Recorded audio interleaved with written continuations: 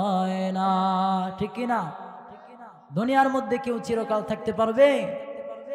এই দুনিয়ার মধ্যে কেউ চিরকাল থাকতে পারবে না। এজন্য আপনাকে আমাকে একদিন মৃত্যুবরণ করতেই হবে। যেহেতু কবরে যেতেই হবে, কবরের পথের যাত্রী আমাদেরকে হতে হবে। এজন্য কবরে মাল সামানা দরকার আছে না নাই?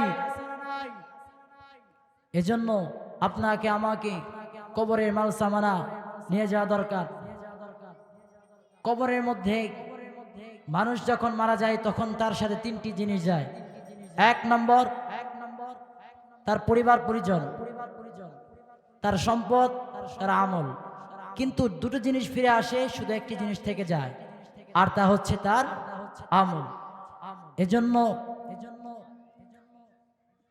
কবরের মধ্যে দুনিয়ার কোনো সার্টিফিকেট ইত্যাদি এগুলো কাজে লাগে না। আল্লাহ বলেন, ওয়া ইন্নামা তুওয়াফাউনা উজুরাকুম ইয়াওমাল কিয়ামাহ ফামান যুহজিহা আনিন নার ওয়া উদখিলাল জান্নাতা ফাকাদ ফাজ ওয়া মাল হায়াতুদ দুনিয়া ইল্লা মাতাউল গুরুর। কিয়ামতের ময়দানে তাদের সেদিন তাদের প্রতিদানের বদলা দিয়ে দেওয়া হবে। ফামান যুহজিহা আনিন নার, যাকে জাহান্নাম থেকে দূরে রাখা হবে। ওয়া উদখিলাল জান্নাতা ফাকাদ ফাজ, আর যে ব্যক্তিকে জান্নাতে প্রবেশ করানো হবে ওই ব্যক্তি সফলকাম।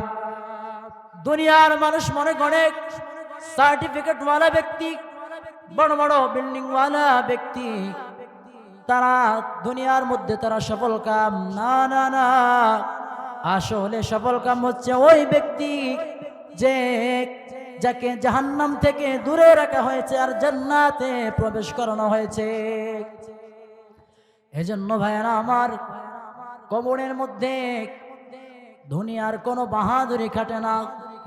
কবরের মধ্যে দুনিয়ার বড় বড় কোনো রাজত্ব ইত্যাদি খাটে না। কবরের মধ্যে শুধু আমল দরকার। যে ব্যক্তি আমল ছাড়া গুনাহ নিয়ে কবর যাবে, ভাইয়ের আমার, জাহান্নামে যাওয়ার জন্য হাজারটা গুনাহ করা লাগে না, একটা কবিরা গুনাহ জাহান্নামে যাওয়ার জন্য যথেষ্ট। 6 দিন পর নখ খসে যাবে, 9 দিন পর চুল।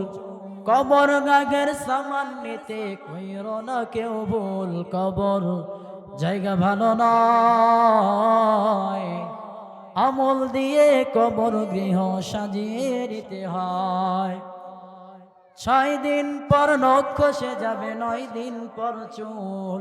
কবর গাগের সামান নিতে কইরো না কেউ ভুল। কবর জায়গা ভালো নয়, আমল দিয়ে কবর গৃহ সাজিয়ে নিতে হয়। 17 দিন পেট পেটে শেষ পোকার খাদ্য হবে। 60 দিন পর গোশ থাকবে না, কঙ্কাল পড়ে রবে। 90 দিনে হাড়গুলি সব 90 দিনে হাড়গুলি সব আলাদা হয়ে রয়। কবর জায়গা ভালো নয়, আমল দিয়ে কবর গৃহ সাজিয়ে নিতে হয়। ঠিক কিনা? এই জন্য কবরে যাওয়ার আগে কবরের মাল সামানা গুছিয়ে নিয়ে যাওয়া দরকার।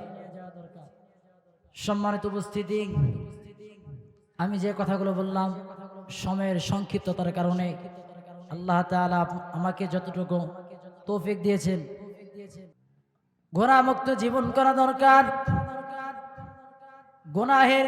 গুনাহ থেকে বেঁচে থাকার কয়েকটা উপায় আপনাদের সম্মুখে বর্ণনা করছি।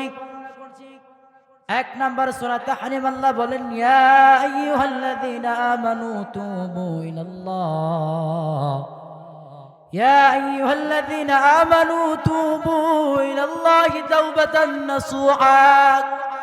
হে ঈমানদারগণ, তোমরা যদি আল্লাহর কাছে তওবা করো, আসা রাব্বুকুম আইয়ুকাফিরু আনকুম সাইয়্যাতিকুম, আশা করা যায় আল্লাহ তোমাদের জিন্দেগীর গুনাহ মাফ করে দিবেন। আসা রাব্বুকুম আইয়ুকাফিরু আনকুম সাইয়্যাতিকুম ওয়া ইউদখিলাকুম জান্নাতিন তাজরি মিন তাহতিহাল আনহার। আল্লাহ বলেন, আল্লাহ যদি তোমাদের খাঁটি তওবা কবুল করে নেয়, আমি আল্লাহ তোমাদেরকে দুইটা জিনিসের ওয়াদা করলাম। এক নাম্বার, আমি আল্লাহ তোমাদের জীবনের সমস্ত গুনাহ মাফ করে দিব। দুই নাম্বার, আমি আল্লাহ তোমাদেরকে জান্নাতে প্রবেশের ওয়াদা করলাম।